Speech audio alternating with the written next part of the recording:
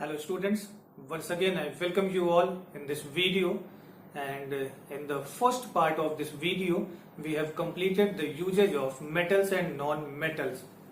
Now we are going to start the exercise work of this chapter and we will see all the question answers related with this chapter.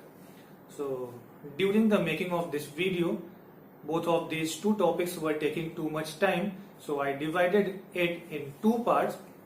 In the first part we have seen the usage of metals and non-metals, and now in this segment we are going to see the question answers of this chapter, and it will be beneficial for you also to see the exercise and usage of metals and non-metals separately. So take your books, open your exercise pages, and we will start from the first exercise, that is very short question answer of the chapter.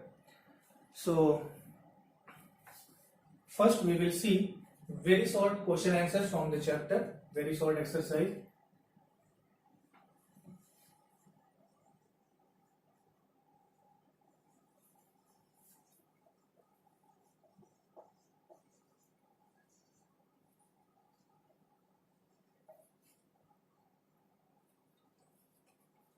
So you can see in the book, the first question is asking to you, identify the type of elements which are neither malleable nor ductile.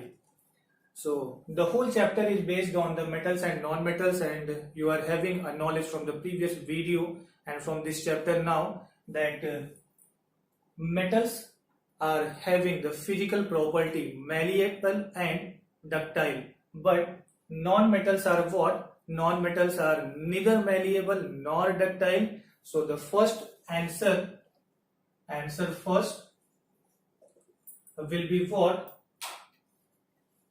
Non-metals.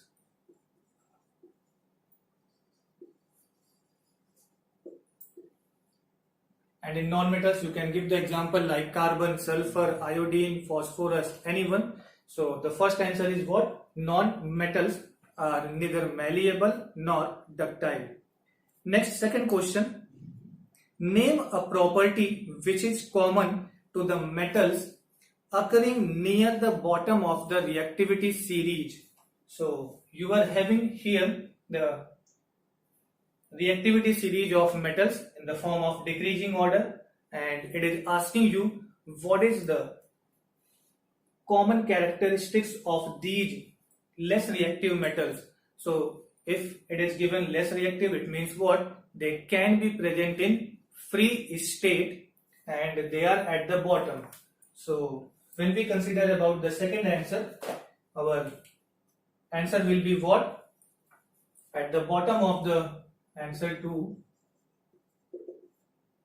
at the bottom of the reactivity series, they all are having what? Less reactivity, and all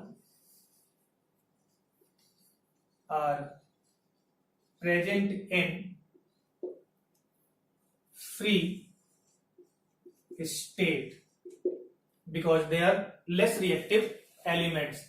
Now next, question number 3. Name a metal that is kept under kerosene. This is the question that is always frequently asked in the exams, and you know it is exception. They are very reactive metals. Two metals are here, potassium and sodium, which are very readily reactive with the moisture, oxygen present in the air. So these are kept in kerosene. So you can write whether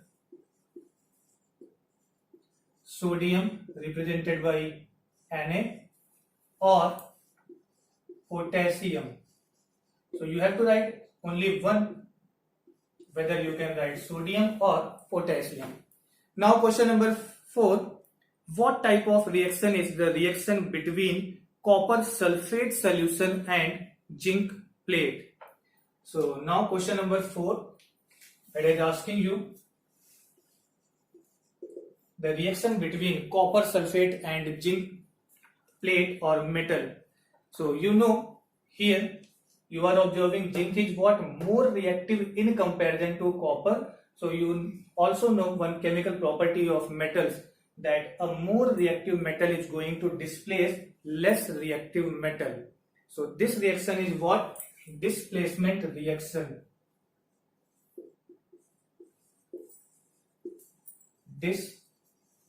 Displacement reaction. Now, number 5th and the last one from the first segment, very short answer type questions. An oxide of sulfur turns blue litmus red. Is it acidic or basic? So, the 5th one is what? It is asking you, the oxide of sulfur is going to turn blue litmus red. So from class 7th you are having a knowledge that litmus paper is used as an indicator which is going to indicate whether the substance or the chemical compound is what? Acidic in nature or basic in nature. And when this blue litmus is converted into red, it means what? It is acidic in nature. So this was all from the very short answer type question. 5 questions are given in your book and we have got all the answers. In the first one, non-metal. Second, less reactive, and all are present in free state, means the bottom metals which are given in the reactivity series, they all will be present in free state and less reactive. Sodium and potassium are kept under kerosene, and this displacement reaction, yes, copper sulfate, a salt solution. When the zinc will come in contact with the copper sulfate solution, zinc will displace copper because zinc is the more reactive metal. And finally the last one, sulfur is what? Non-metal, and you know oxides of non-metals are what? Acidic in nature. So now we will see the next exercise, that is what? Short answer type questions. So the first question in this segment, it is asking to you, classify the following into metals and non-metals, and a few elements names are given. Like first one is given iodine, next lead, carbon, now sulfur,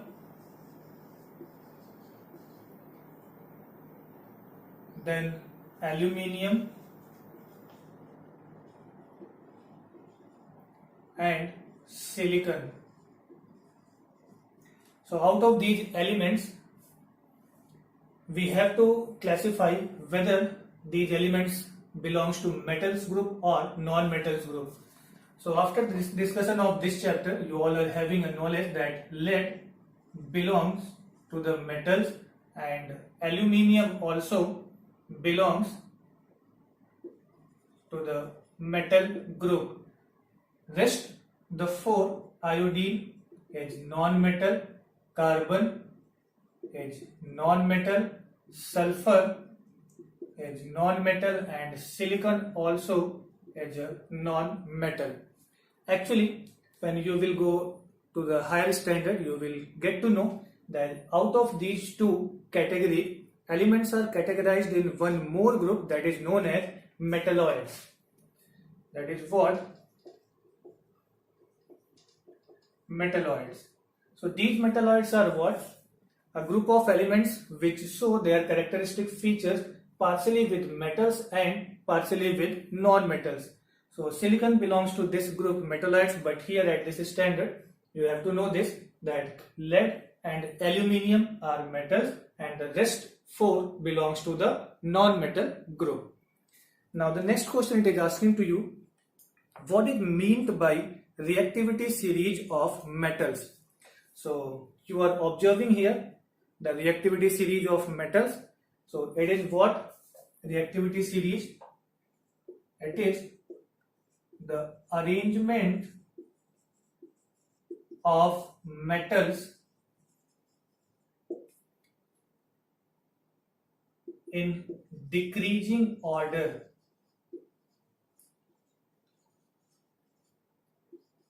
to their reactivity.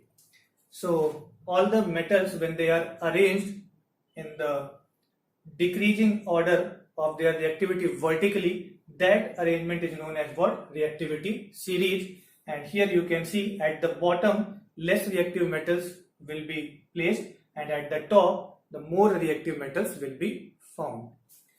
Now next, question number 3. Which of the following are either acidic or basic oxides? So 4 examples are given of oxides. The first one is given what? Phosphorus.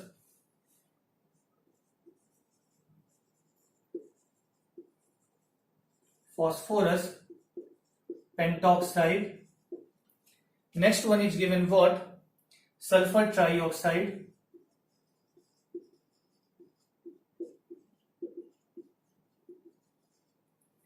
Now 2 more is given, sodium oxide, and 1 more is given there, magnesium oxide.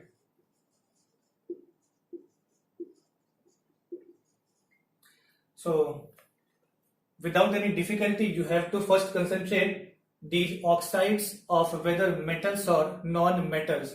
So here clear indication is what? Phosphorus is a non-metal, sulfur is also a non-metal, and you are having the knowledge from the chemical properties of non-metals that non-metals are going to form their oxide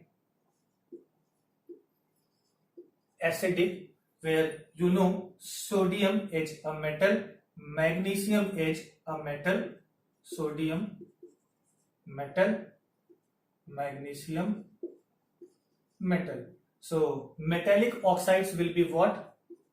Basic in nature, and the sulfur and phosphorus are what? Non-metal, so their oxides will be what? Acidic in nature. Now fourth question, mention one use of each of the following. Few elements are given and it is asking to you that provide one main use of these elements. Like first one is given what? Copper.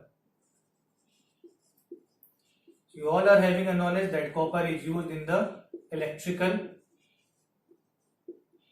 wire because it is what? Metal, and it is a good conductor of electricity.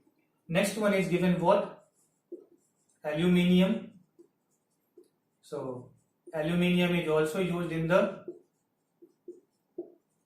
electrical wire, and it is also used to make utensil. So you have to write only one main use of these elements. Then phosphorus.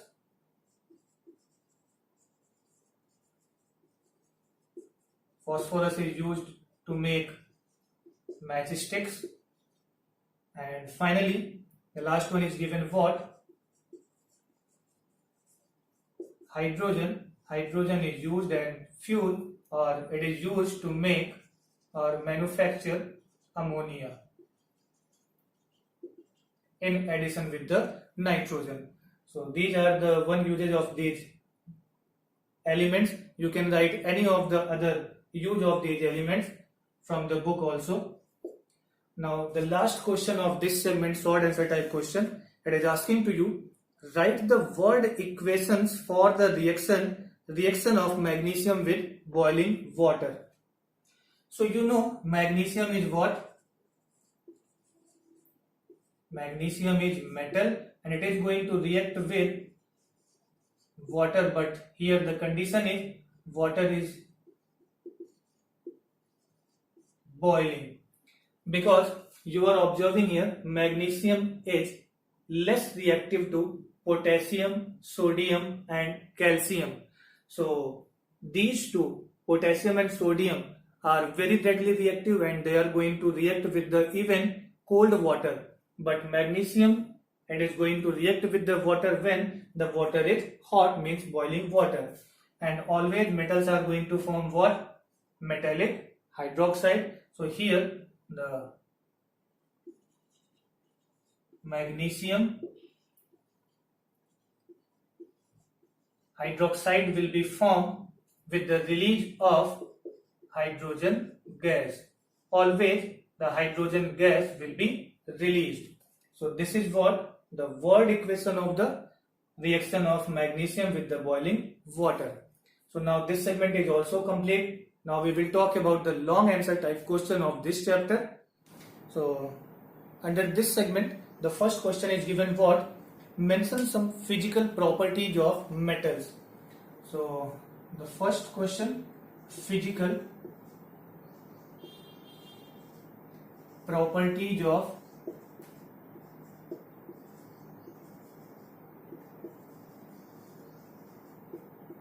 metals.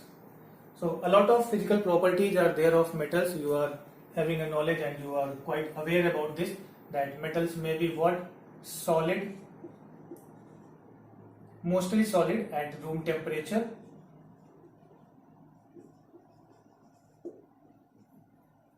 Then metals are what? Malleable, they are ductile, they are very high tensile strength,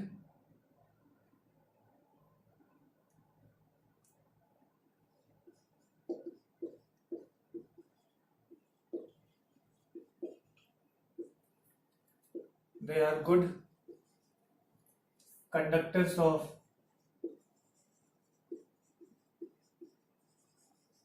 heat and electricity,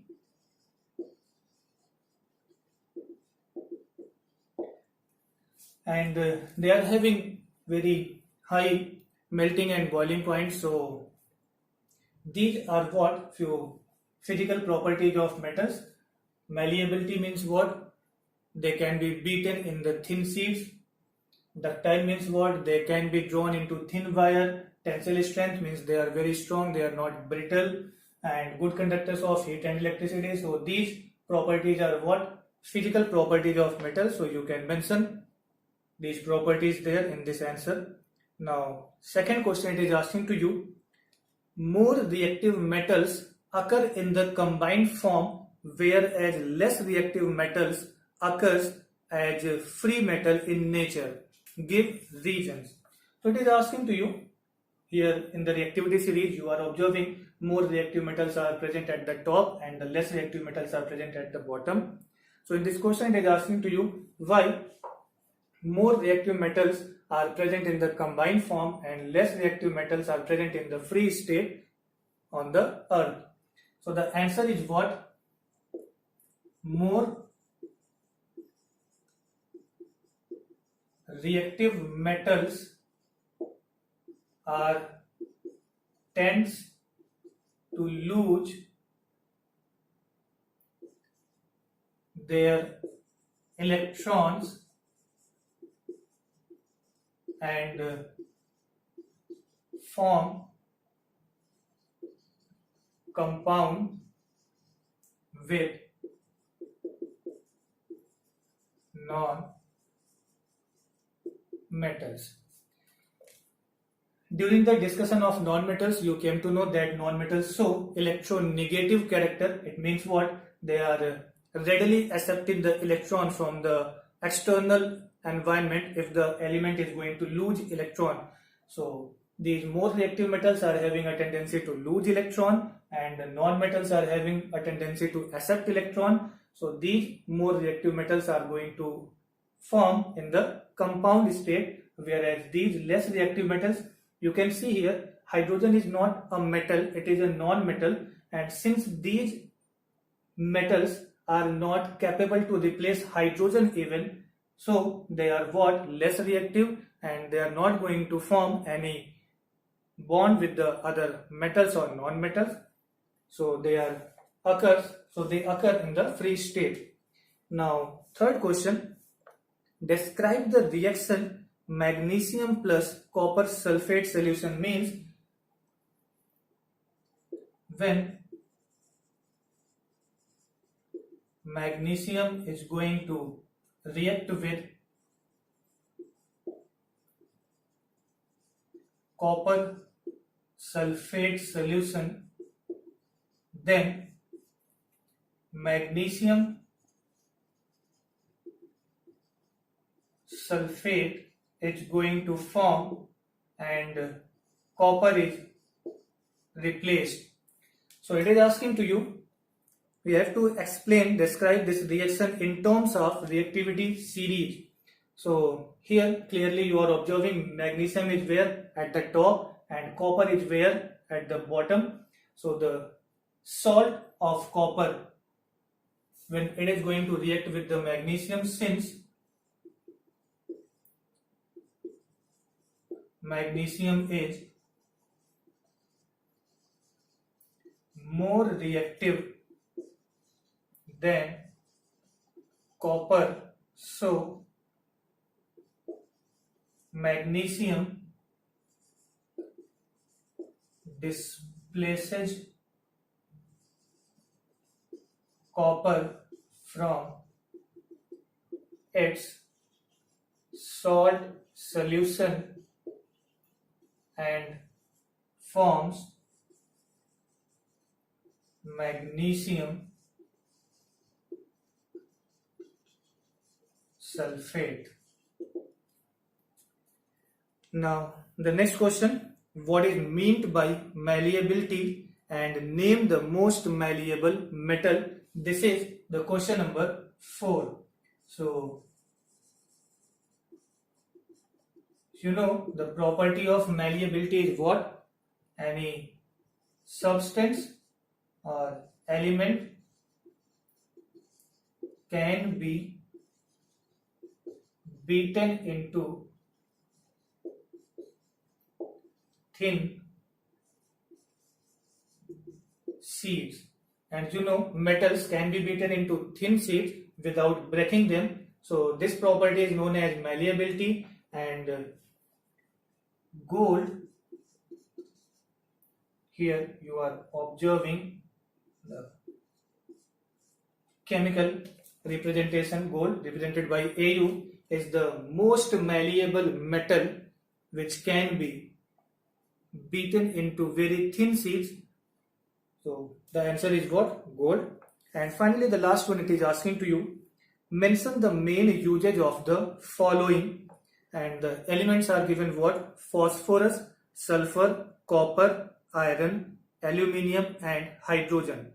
So it is given in the book itself, the usage of metals and non-metals, from where you can get this answer. So this question, the last one, long answer type question, will be assignment for today. So you have to write the answer from the book, whatever you are going to see there, the usage of metals and non-metals, these elements like phosphorus, sulfur, copper, iron, aluminium and hydrogen, you have to write in your copy. So that is all from this chapter. We have solved short answer, very short answer and long question answer. So I hope you will write all these things in your copy and all these question answers are clear from this exercise.